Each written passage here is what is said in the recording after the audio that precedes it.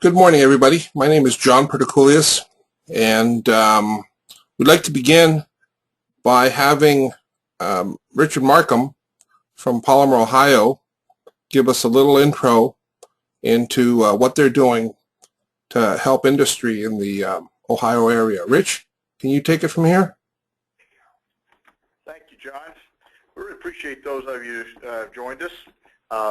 We believe that simulation software is an important part of the growth of our general manufacturing across the country, and we believe we have something that will help each of you. Today we're very pleased to have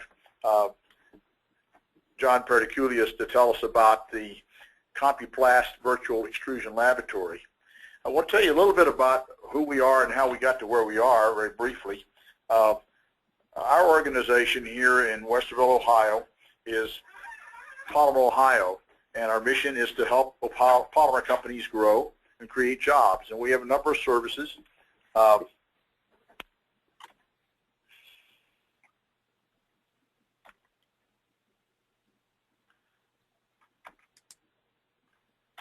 sorry, I'm having trouble. It's not moving down. 1 second, Rich. Just going to give you control again. Yeah, you have keyboard. Just click on the string. Oh. Okay. There we go. Thank you. We offer a number of services to companies, particularly manufacturing and management projects of all types. We are certified in innovative engineering. We provide focused projects. We have a PolyPro network where we provide a number of consultants to help out in a wide variety of specialties. And we have the Polymer Portal, which we'll tell you more about today. The Polymer Portal, we believe, will help to prepare the polymer industry for the future as we have to become more productive. We offer access to high-end tools for profitability and growth. Modeling and simulation has been used for many years by large companies, or particularly by the big budgets companies, I guess you'd say, and most smaller companies can't afford it. But it's becoming very important. John Riley is Vice President of Digital Manufacturing for the National Center for Manufacturing Sciences, says this is the greatest innovation to hit modern manufacturing since Henry Ford developed mass production. And I think it's going to have that kind of impact over a period of time. Right now, we're still looking for the industry to begin to understand and apply it. The decision to get into modeling and simulation is difficult. You know, what's the expense of software, hardware? What kind of expertise do I need? What kind of ROI am I going to get? What kind of risk? So an important factor is how can a company try out the approach? It needs to be low cost, it needs to be quick, and it needs to be easy to implement. We believe the Polymer Portal offers that.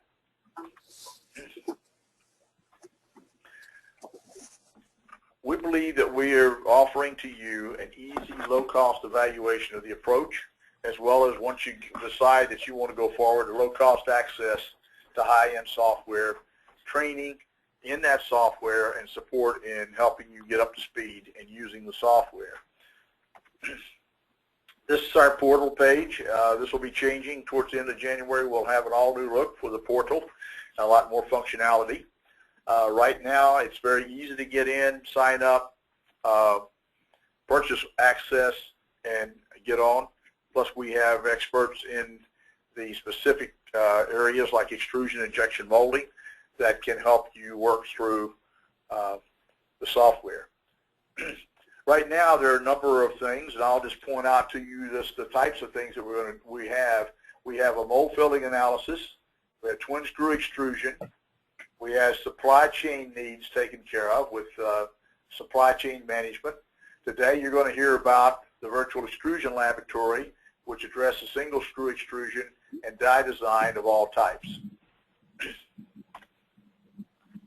In first quarter of 2013, we'll be adding a polymer property estimator that will give you estimated properties based on chemical structure for new polymers without synthesis. We'll be adding Autodesk Mechanical, which is predicts the performance of parts by using structural finite element analysis. We'll have Strategy Street, which is an online guide to strategic planning.